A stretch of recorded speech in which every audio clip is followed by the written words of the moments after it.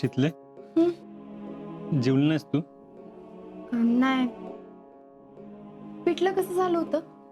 बरं झालं होतं ना? वय बाकी कायच लवकर होण्यासारखं नव्हतं म्हणून ते केलं. अगं तू केलंच हेच खूप आहे.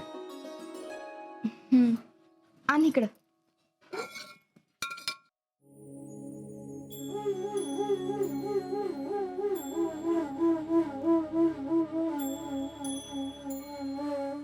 मामी जीवल्याच नाहीत.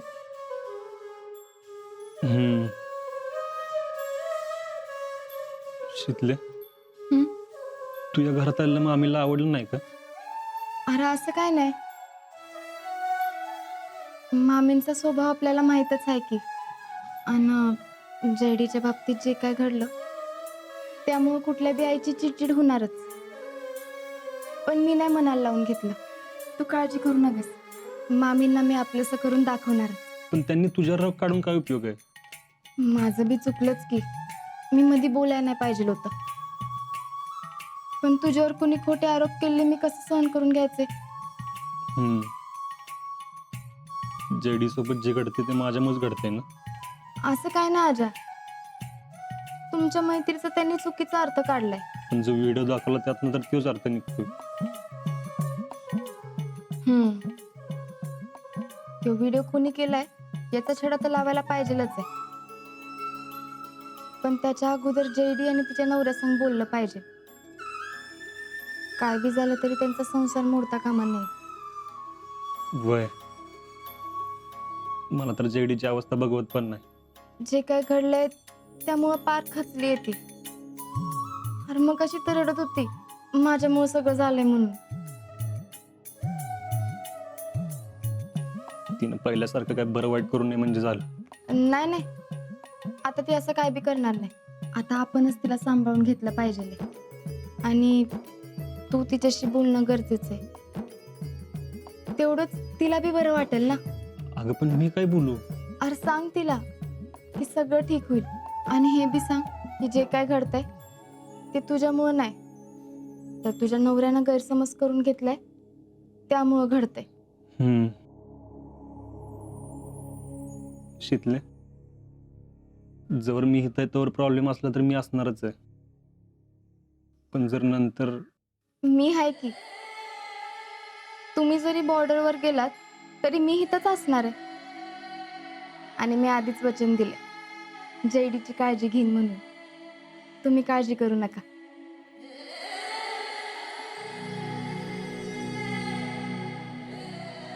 शितले माझा निर्णय किती बरोबर आहे. मी तुला बायको म्हणून या घरात आणली. एवढ्या बिकट परिस्थितीत पण तू सगळं सांभाळून घेतलंस. जेवली नाहीस ना तू?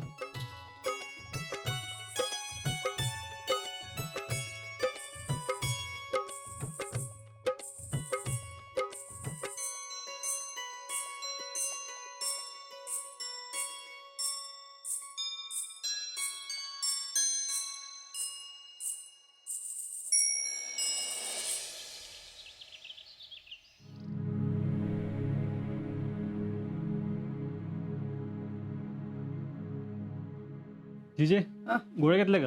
नाही अजून. का? अरे नाही अजून, मी चहाच नाही घेतला. शितले जिजीला चहा नाही दिला व्हय अजून? अरे असू दे, पोरगी काम करत असेल, राहू दे, नको ती लाक मारूस.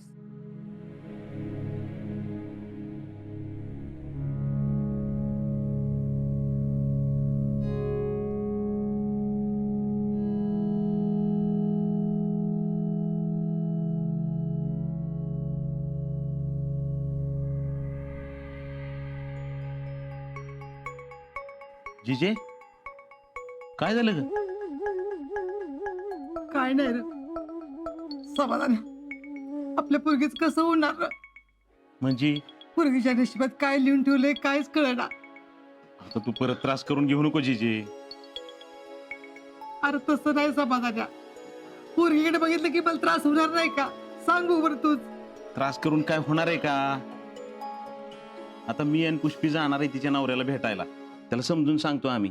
बर. पप्पा हा? तुम्ही आमच्या घरी जाणार आहे का? होय. मी आणि पुष्पा संजूला भेटायला जाणार आहे आता. मी बी तुम्हाला हेच म्हणणार होते की तुम्ही जाऊन या.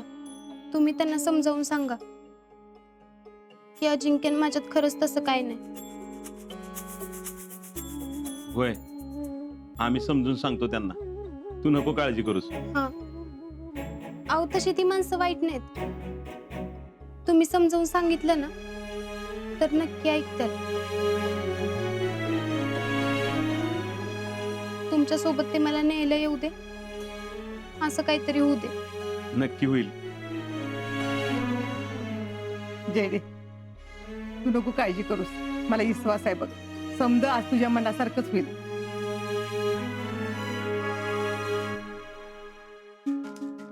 तू म्हणतेस तसं जर का माझ्या मनासारखं झालं ना तर देवच शितलीचं भलं करू. झालं का हो तुमचं आवरून? होय, निघायचं का? निघूया की. चला. समाधान जाऊन या तुम्ही. पोरांचं वाईट वाटतंय बघ.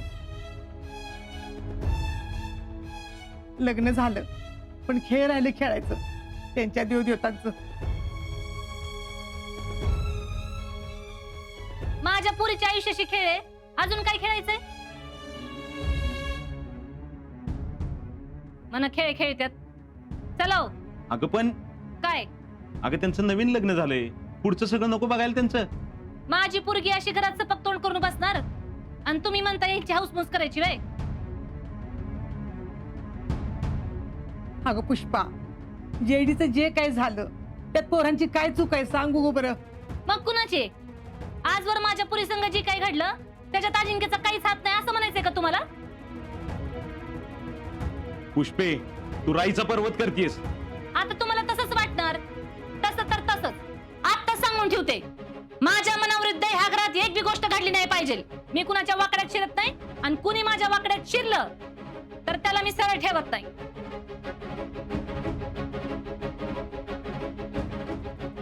फेडरेशन अध्यक्ष आहे मी. एकदा बोलले की बोलले. चला हो. जीजे, येतो का जाऊन आम्ही? हा, ये. आराम कर. हा.